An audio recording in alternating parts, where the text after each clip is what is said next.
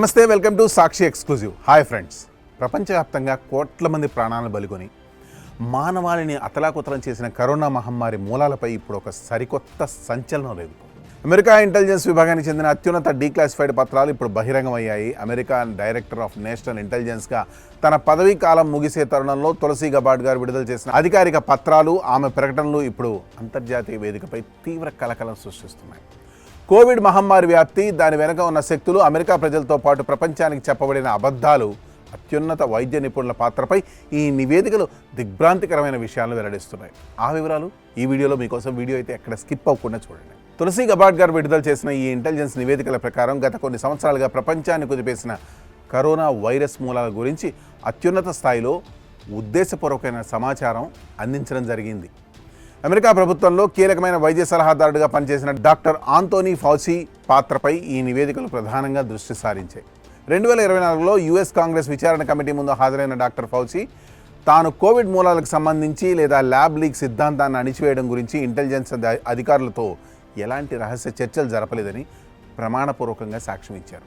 అయితే ఇప్పుడు బయటకు వచ్చిన అధికారిక ఈమెయిల్స్, అంతర్గత సమాచార మార్పిడి పత్రాలు డాక్టర్ ఫౌచి చెప్పిన దానికి పూర్తిగా భిన్నమైన వాస్తవాలను చూపిస్తున్నాయి. ఈ పత్రాల ఆధారంగా డాక్టర్ ఫౌచి నేతృత్వంలోని national institute of allergy and infectious diseases నుండి మిలియన్ల కొద్దీ అమెరికన్ డాలర్ల నిధులు చైనాలోని వుహాన్ ఇన్స్టిట్యూట్ ఆఫ్ వైరాలజీకి అందాయని స్పష్టమవుతుంది. అక్కడ జరిగిన అత్యంత ప్రమాదకరమైన గెయిన్ ఆఫ్ ఫంక్షన్ పరిశోధనలకు ఈ నిధులు కేటాయించబడ్డాయి. ఈ పరిశోధనల ప్రక్రియలోనే వైరస్ ల్యాబ్ నుండి ప్రమాదవశాత్తు లీక్ అయి ఉండవచ్చనే బలమైన అనుమానాలను ఇంటెలిజెన్స్ పత్రాలు బలపరుస్తున్నాయి. ఒకవేళ ఈ ల్యాబ్ లీక్ సిద్ధాంతం నిజమని తేలితే అమెరికా నిధుల కేటాయింపుతో పాటు తన స్వంత నిర్ణయాలు చట్టపరమైన విచారణకు దారితీస్తాయనే భయంతో డాక్టర్ ఫౌచి ఒక క్రమబద్ధమైన ప్రణాళికతో నిజాన్ని కప్పిపుచ్చే ప్రయత్నం చేశారనే ఆరోపణలు ఇప్పుడు అధికారికంగా తెరపైకి వచ్చాయి. ఇంటెలిజెన్స్ వ్యవస్థలోని ఉన్నతాధికారులను ప్రభావితం చేస్తూ వైరస్ అనేది కేవలం జంతువుల నుండి సహజ సిద్ధంగా మానవులకు సోకిందనే కథనాన్ని మాత్రమే ప్రపంచవ్యాప్తంగా ప్రచారం చేసేలా ఒత్తిడి తెచ్చారని ఈ డీక్లాసిఫైడ్ ఫైల్స్ నిరూపిస్తున్నాయి. ల్యాబ్ లీక్ సిద్ధాంతాన్ని పరిశీలించాలని లేదా దానిపై మాట్లాడాలని ప్రయత్నించిన ఇతర స్వతంత్ర శాస్త్రవేత్తలను, పరిశోధకులను తప్పుడు సమాచార వ్యాప్తిదారులుగా ముద్ర వేసి వారి గొంతు నొక్కే ప్రయత్నం చేశారు. డాక్టర్ ఫౌచి సంస్థ నుండి లబ్ధి పొందుతున్న కొంతమంది ఎంపిక చేసిన శాస్త్రవేత్తలనే ఇంటెలిజెన్స్ విభాగానికి అధికారిక నిపుణులుగా పరిచయం చేసి ఒక కృత్రిమ ఏకాభిప్రాయాన్ని సృష్టించారని ఈ నివేదికలు స్పష్టం చేస్తున్నాయి. ఈ వ్యవహారంలో అత్యంత ఆందోళనకరమైన అంశం ఏమిటంటే, ప్రభుత్వ అంతర్గత విచారణ సమయంలో సత్యాలను వెలికితీయడానికి ప్రయత్నించిన నిజాయితీ గల అధికారులు, విజిల్ బ్లోయర్స్పై జరిగిన వేధింపులు, ల్యాబ్ లీక్ కోణాన్ని పరిశోధించాలని సూచించిన అధికారులను భయాందోళనకు గురిచేయడం, వారి కెరీర్లను నాశనం చేస్తామని బెదిరించడం వంటి చర్యలు జరిగాయి. నిబంధనలకు విరుద్ధంగా విజిల్ బ్లోయర్స్ గుర్తింపును బహిర్గతం చేసి వారిని ఉద్యోగాల నుండి తొలగించేలా ఒత్తిడి తెచ్చారు.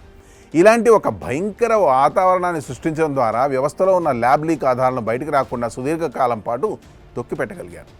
ప్రజాస్వామ్య వ్యవస్థలో సైన్స్, వైద్య పరిశోధనలు, నిధుల కేటాయింపులు అనేవి మానవాళి సంక్షేమం కోసం పారదర్శకంగా జరగాలి. కానీ కొందరి వ్యక్తిగత ప్రయోజనాల కోసం, రాజకీయ రక్షణ కోసం సత్యాన్ని సెన్సార్ చేయడం, అబద్ధాలను అధికారిక కథనాలుగా మార్చడం అనేది వ్యవస్థల విశ్వసనీయతను పూర్తిగా దెబ్బతీస్తుంది. కరోనా మహమ్మారి సృష్టించిన విలయం వల్ల ప్రపంచవ్యాప్తంగా కోట్లాది మంది ప్రజలు తీవ్రమైన ఆర్థిక, సామాజిక, మానసిక నష్టాలను చవిచూశారు. విద్యా వ్యవస్థలు స్తంభించిపోయాయి, వ్యాపారాలు మూతపడ్డాయి, అనేక కుటుంబాలు తమ ప్రియమైన వారిని కోల్పోయి నేటికీ కోలుకోని స్థితిలో ఉన్నాయి. ఇంతటి వినాశనానికి కారణమైన వైరస్ అసలు మూలాలను తెలుసుకునే హక్కు ప్రతి ఒక్క పౌరుడికి ఉంది.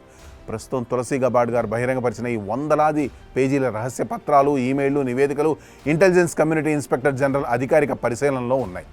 కాంగ్రెస్ కమిటీల ముందు అబద్ధపు సాక్ష్యాలు చెప్పిన వారిపై, విజిల్ బ్లోయర్స్ హక్కులను కాలరాసిన అధికారులపై చట్టపరమైన క్రిమినల్ విచారణ జరగాలనే డిమాండ్లు ఇప్పుడు అమెరికా వ్యాప్తంగా బలంగా వినిపిస్తున్నాయి. ఈ డీక్లాసిఫైడ్ ఆధారాలు కేవలం ఒక వ్యక్తి చేసిన పొరపాటును మాత్రమే కాకుండా ఉన్నత స్థాయి వ్యవస్థలు ఎలా దుర్వినియోగం అయ్యాయో ప్రపంచానికి చాటి చెబుతున్నాయి. అధికారంలో ఉన్న శక్తులను చెప్పే అబద్ధాలను శాశ్వతంగా నిజాలుగా నమ్మించలేరని, పారదర్శకత, జవాబుదారీతనం కోసం జరిగే పోరాటంలో సత్యం ఎప్పటికైనా విజయం సాధిస్తుందని ఈ పరిణామాలు నిరూపిస్తున్నాయి. ప్రజల ప్రాణాలతో, ప్రపంచ ఆరోగ్య భద్రతతో ముడిపడి ఉన్న ఈ సంచలన కేసులో రాబోయే రోజుల్లో ఎలాంటి చట్టపరమైన చర్యలు తీసుకోబోతున్నారనేది ఇప్పుడు ప్రపంచవ్యాప్తంగా అత్యంత ఆసక్తికరంగా మారింది.